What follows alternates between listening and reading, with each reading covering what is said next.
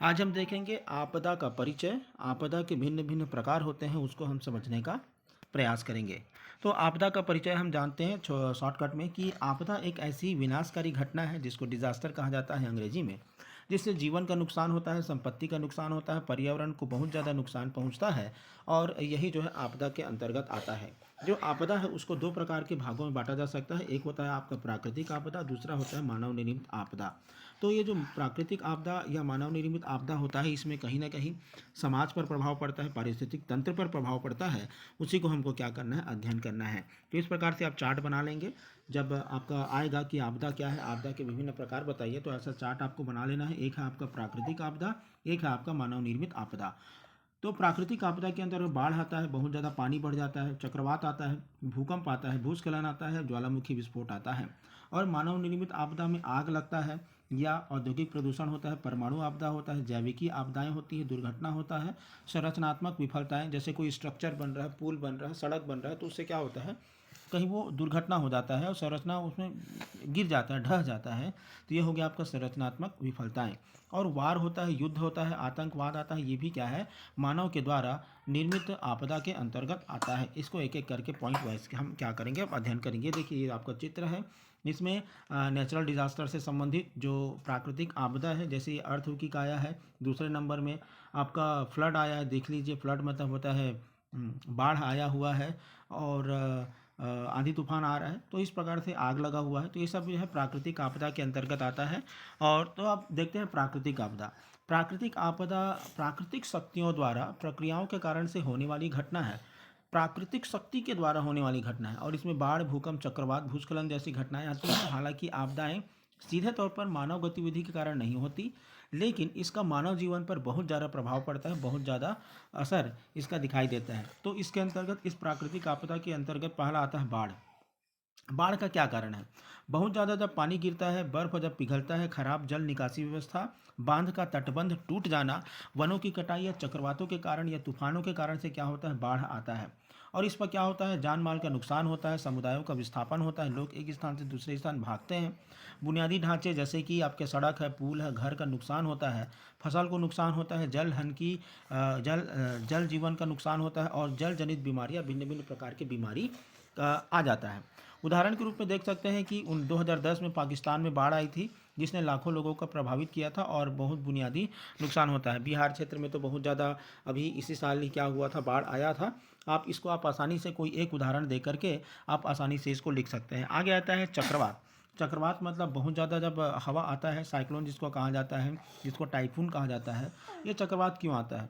तो चक्रवात जो है समुद्र में गर्म समुद्री जल पर बनने वाले मजबूत उष्णकटिबंधीय तूफान, तेज हवाएं, बारिश, तूफानी लहरें इसकी विशेषता है। मतलब आप इतना आप समझ सकते हैं कि बहुत ज़्यादा, बहुत ज़ोरदार क्या होगा, बवंडर उठेगा और बहुत ज़्यादा आंधी आएगा, बारिश आएगा, तूफान होगा। उसी को हम क्या कर सकते हैं, सरल शब्दों में चक्रवात कह सकते हैं। उसका कारण क्या है, समुद्र में जो गर्म समुद्री जल है, वहाँ पर जो समुद्री जलधारा और गर्म जलधारा, ठंडी जलधारा जब बनती है,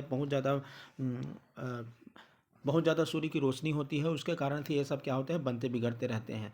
इस पर क्या होता है, जो समुद्र के तट वाला क्षेत्र है, उससे क्या होता है, तटीय बाढ़, तट क्षेत्र में बाढ़ आ जाता है। इमारत जो है नुकसान होता है, बिजली की कटौती होती है, जान माल की नुकसान होती है, जिसके कारण से क्या होता है, बहुत ज़्यादा नुकसान उठाना पड़ता है। उदाहरण के रूप में देख सकते हैं कि 2020 में चक्रवात अम्फान आया था, जिसने भारत और बांग्लादेश को बहुत ज़्यादा प्रभावित हुआ था, बहुत ज़्यादा क्षति हुई थी। आपके भारत क्षेत्र में, उड़ीसा क्षेत्र में आते रहता है, केरल क्षेत्र में ऐसा प्रकार के जो चक्रवात है वो आते रहती हैं। आप क्या कर सकते हैं, बता सकते हैं। आगे आता है भूकंप। जो भूकंप है, धरती हिल जाता है, और धरती हिल जाता है, धरतियों में क्रैक आ जाता है, तो उसी को क्या कहते हैं, भूकंप कहते हैं। फॉल्ट लाइनों के साथ टेक्निक प्लेटों की हलचल, ज्वालामुखी गतिविधि या खनन या जलाशय प्रेरित भूकंप जैसे मानव प्रेरित गतिविधियां के कारण से क्या होता है, भूकंप आता है। मतलब भूकंप आप ऐसे कह सकते हैं कि हमारा जो पृथ्वी है, ये पृथ्वी सब अलग अलग प्लेटों में बटा हुआ है। तो अलग अलग प्लेटों में जब बटा हुआ है, तो अंदर में जो ज्वालामुखी है वो बाहर निकलने का प्रयास करता है। जब वो बाहर निकलने का प्रयास करता है तो वो धक्का मारता है ऊपर से। जब धक्का मारता है तो वो पूरे जो भूपर पट्टी है, ये हो सकता है कि किन्हीं लोग बच्चे को समझ में ना आता हो, लेकिन जब आप पूरा का पूरा अध्ययन करेंगे पृथ्वी का, और पृथ्वी के कितने चरण में इसका निर्माण हुआ है, भूपर्पटी उसके अंदर क्या है, उसके अंतर्गत लावा है, तो ऐसा जब अध्ययन करेंगे तो आपको ये समझ में आएगा। तो इस सरल शब्दों में आप समझ सकते हैं कि भूकंप जब अंदर का लावा बाहर निकलने का जब प्रयास करता है, अंदर में बहुत ज़्यादा गरम गरम लावा है, वो जब निकलने का प्रयास करता है तो भूपर्पटी पर हलचल हो जाता है, जिससे जन धन की हानि होती है। इससे क्या होता है, जमीन हिलता है, सतह का टूट जाता है, भूस्खलन होता है, सुनामी आती है, और इसके परिणाम स्वरूप से पूरा हमको जन धन की नुकसान होता है। और जापान में 2011 में भूकंप आया था। इसके अलावा भारत में 2001 क्षेत्र में 2001 में भुज में भूकंप आया था। तो अलग अलग प्रकार से एग्जाम्पल आप देख सकते हैं। आगे आता है भूस्खलन। भूस्खलन किसको कहा जाएगा, ये जैसे कि एक पहाड़ है और ये आपका सड़क गया हुआ है, तो यहाँ पर से क्या हो जाएगा, ऑटोमेटिक आप सड़क निर्माण कर रहे हैं, बार बार निर्माण करेंगे तो ये कट जाता है, फिर ये जितना का जितना पूरा पहाड़ है वो धंस के पूरे नीचे गिर जाता है, तो इसको कहा जाता है भूस्खलन। जब भारी बारिश होती है, भूकंप होता है, ज्वालामुखी गतिविधि होती है, वनों की कटाई होती है, निर्माण गतिविधि, कुछ आप पुल वगैरह बना रहे हैं, बड़ा बड़ा टनल बनाते हैं, तो मिट्टी जो है स्थिर नहीं रह पाता, मिट्टी कट जाता है, तो पूरा का पूरा जो पहाड़ है या पूरा का पूरा जो एक ऊंचा वाला क्षेत्र है वो भरभरा करके गिर जाता है, और पूरे वहाँ तटीय क्षेत्र में उसके आसपास रहने वाले लोगों को पूरा का पूरा क्या होता है, नुकसान होता है। इससे क्या होता है, भूस्खलन से घरों को, सड़कों को, बुनियादी ढांचों को नुकसान होता है, नदी जो है अवरुद्ध हो जाता है, नदी का मार्ग रुक जाता है, जीवन की हानि होती है, दीर्घकालिक पर्यावरण को क्या होता है, नुकसान होता है और गिरावट आता है। उदाहरण के रूप में देख सकते हैं कि 2005 में हिंद महासागर में सुनामी आया था, जिससे के कारण से भूस्खलन हुआ था, जिससे इंडोनेशिया के क्षेत्र में बहुत ज़्यादा क्या हुआ था, उसका नुकसान हुआ था। और हमारे भारत में नैनीताल क्षेत्र में, हिमाचल प्रदेश क्षेत्र में, आपका उत्तराखंड क्षेत्र में बहुत ज़्यादा इस प्रकार की घटनाएं होते रहती है, वो छोटे रूप में होता है। आगे है ज्वालामुखी विस्फोट। अब ज्वालामुखी विस्फोट कह सकते हैं कि जो हमारा पृथ्वी है, पृथ्वी का जो भूपर्पटी वाला भाग है, सबसे नीचे वाला भाग में जो क्रोड जिसको कहा जाता है, उस क्रोड में पूरा लावा धधकता हुआ वहाँ मौजूद है, और वो बाहर निकलने का प्रयास करता है, और वो जहाँ छिद्र पाता है वो छिद्र पा करके पूरा बाहर निकलता है, और जिस प्रकार अनारदाना हम जलाते हैं ना, वैसे ही पूरा वो जो लावा है पूरा बाहर निकल आता है, तो उसी को कहते हैं ज्वालामुखी। तो ज्वालामुखी जो है टेक्टोनिक प्लेटों की गति, जिसके कारण मैग्मा सतह पर आ जाता है। मैग्मा जो गरम गरम जो लावा रहता है ना, उसी को कहते हैं मैग्मा। वो मैग्मा क्या होता है, पूरा धधकता हुआ रहता है। आप यूट्यूब वगैरह में सर्च करके देख लीजिएगा, इंटरनेट में सर्च करके देख लीजिएगा मैग्मा क्या चीज़ है, सबको समझ में आ जाएगा। और उसका क्या होता है लगातार वो विस्फोट होते हुए निकलता है, तो उसी को कहते हैं आपका ज्वालामुखी विस्फोट। इससे क्या होता है, लावा प्रवाह होता है, गरम गरम जो लावा है वो बहता है, राख के बादल छा जाते हैं, फायरो फायरोक्लाइस्टिक प्रवाह और हवाई यात्रा में व्यवधान होता है, राख फसल विनाश का कारण बनती है। जो राख उससे निकलता है वो पूरा नदी की तरह बह जाता है और दूर दूर क्षेत्र तक वो फैल जाता है, जिससे क्या होता है, नुकसान होता है और जल स्रोतों को दूषित करता है। बहुत ज़्यादा नुकसान इससे होता है। तो ये हमारे भारत क्षेत्र में ज्वालामुखी विस्फोट नहीं होता है। ये ज़्यादातर अमेरिका के क्षेत्र में 1980 में अमेरिका में माउंट सेंट हेलेस का विस्फोट हुआ था, जिससे व्यापक क्या हुआ था, जान मान की हानि हुई थी। तो इसको आप क्या कर सकते हैं, लिख सकते हैं। तो ये प्राकृतिक आपदा से संबंधित आपके पास 5 पॉइंट हो गए हैं।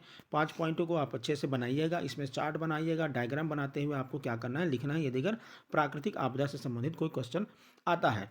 आगे आता है मानव निर्मित आपदा। मानव निर्मित आपदा कहाँ होगा भाई, आप क्या कर रहे हो, कोई सड़क मार्ग बना रहे हो, कहीं पर आप निर्माण कार्य कर रहे हो, कहीं पर आप टावर बना रहे हो, तो इस प्रकार के जब आप काम करते हैं तो उसमें दुर्घटना हो जाता है।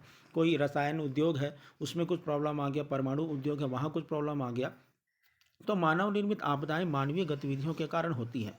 जो मानव निर्मित आपदा है मानव की गतिविधि के कारण होती है, चाहे जानबूझकर या अनजाने में, और अक्सर लोगों की संपत्ति को, पर्यावरण को बहुत ज़्यादा क्या होता है, नुकसान होता है। तो इसमें पहला कारण है आपका जो मानव निर्मित आपदा है, उसमें आता है आग।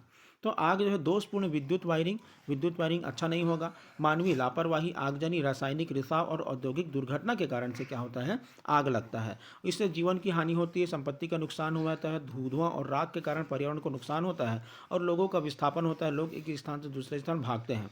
और जैसे कि एग्जाम्पल दिया है कि सन 2003 में रोड आइलैंड यूएसए के एक नाइट क्लब में आग लगी थी, जिसके परिणाम स्वरूप पर्याप्त अग्नि सुरक्षा उपायों के कारण 100 लोगों की क्या हो गई थी, मतलब पर्याप्त सुरक्षा के पूर्ति वहाँ नहीं था, जिसके कारण से 100 लोगों की क्या हो गई थी, मृत्यु हो गई थी। ये देख लीजिए, इस प्रकार से आग वगैरह लगता है, ये आतंकवाद का एक सीन है।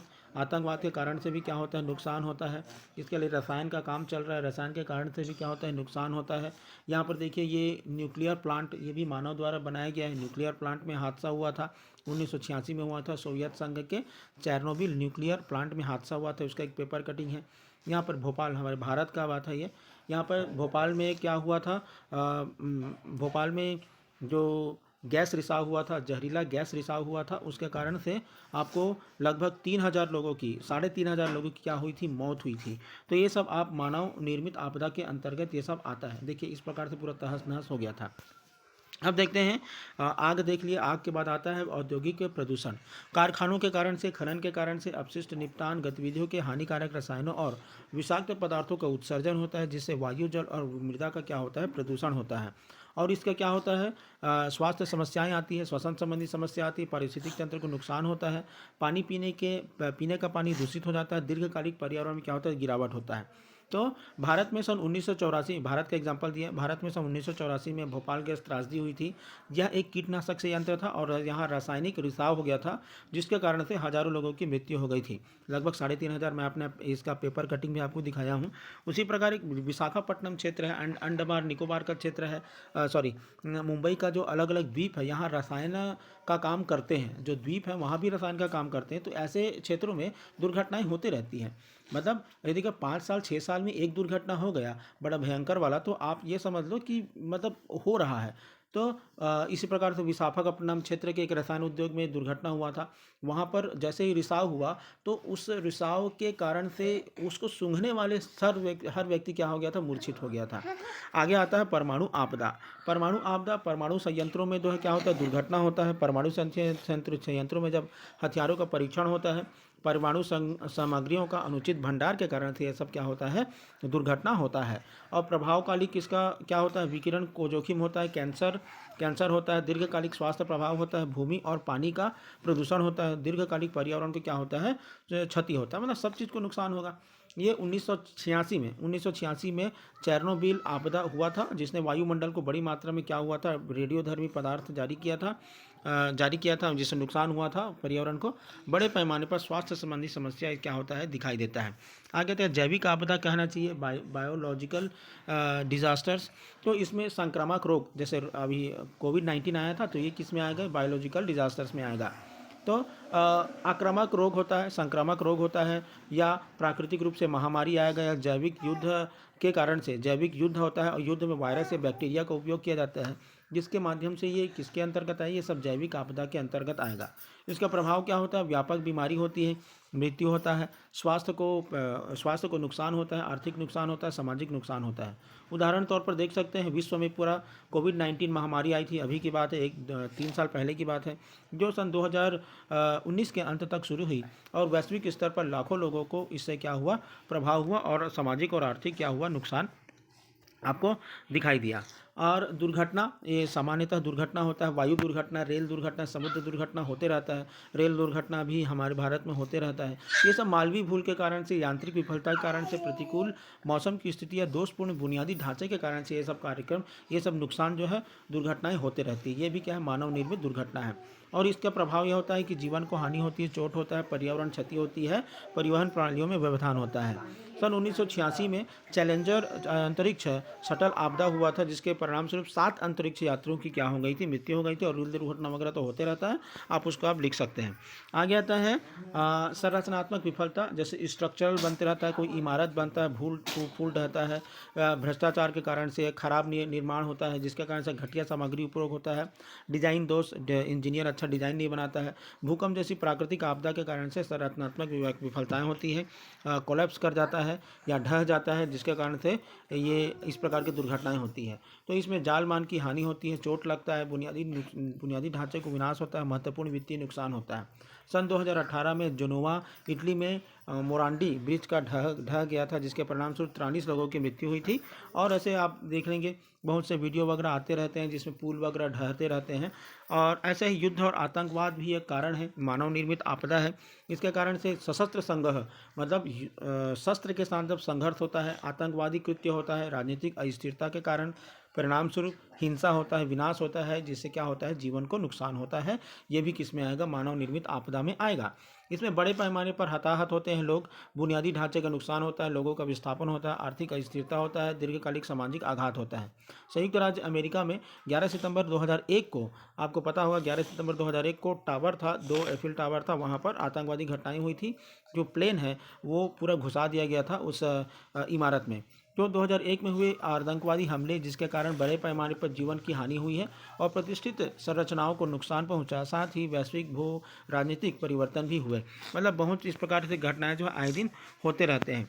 तो निष्कर्ष रूप में हम कह सकते हैं कि आपदाएं चाहे प्राकृतिक हो या मानव निर्मित हो, इसका परिणाम जो है बहुत दूर तक होता है, दूरगामी होता है। वे मानव जीवन और पर्यावरण को तत्कालिक नुकसान पहुंचाते हैं। दीर्घकालिक आर्थिक, सामाजिक और राजनीतिक चुनौती के कारण ये बन सकती है। मतलब दीर्घकालिक आर्थिक, सामाजिक, राजनीतिक चुनौती ये बन सकता है। और इन आपदाओं के प्रभाव के कम करने और समुदायों में बेहतर रिकवरी सुनिश्चित करने के लिए शिक्षा प्रतिक्रिया रणनीति की महत्वपूर्ण आवश्यकता होती है। मतलब इन जो आपदा होता है, इससे निपटने के लिए लोगों को तैयार करना, ये आपके पाठ्यक्रम का उद्देश्य है, ताकि इसके प्रति लोग क्या हो सके, अवेयर हो सके।